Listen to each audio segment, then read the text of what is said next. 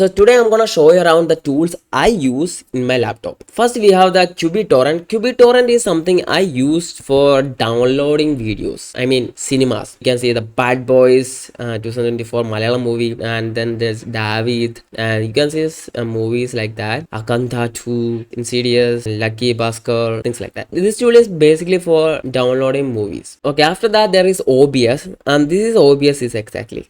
So OBS is basically for screen recording of the videos, and this is the tool I use to take the screen recording of what I do and everything and then make a video. So if you're looking for starting a YouTube channel or creating videos, then I'll suggest you to start with OBS. And then there is DaVinci Resolve. DaVinci Resolve is connected to OBS Studio. After taking the screen recording of what I do, then I've transferred the file to DaVinci Resolve for editing. After editing, I'll just publish in YouTube. Simple as that. And if you're also looking for editing your videos, you take in OBS or any tool, I suggest you to work on DaVinci. So I use Visual Studio Code for adding small changes, something like changing the text, projects, or changing the footer, header, simple things. I don't want to paste the prompt to change the simple things.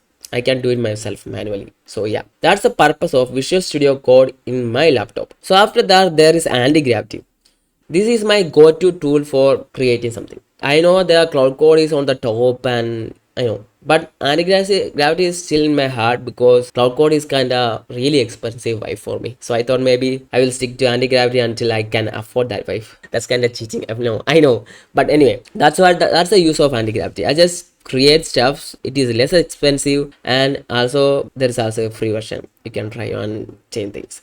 If you run out of a Gemini 3 Flash, then you can just come to Cloud Opus. If Cloud Opus runs out, then you can go to Gemini 3.pro. And after that we have the cursor. If I have to pick the top 3 AI coding tools, then I will say there is Cloud Coding top, and then there is Antigravity, and then this cursor. But the free plan cursor is really bad, so I still use it to add some changes. And that's the tools.